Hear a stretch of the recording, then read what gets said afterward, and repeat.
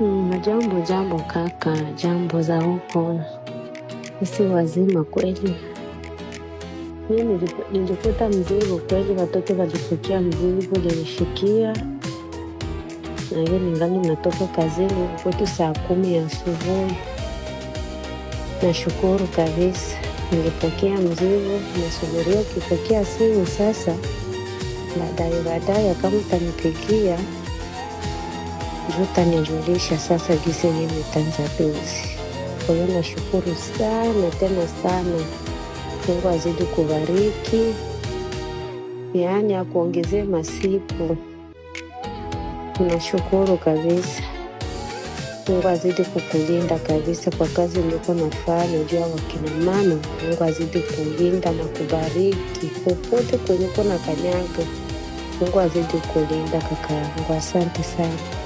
Pokea mzigo kabisa. Nimekuta watoto watu wamekianipa. Una mzigo wako huyu, tuliona tu walishika wakacha mzigo.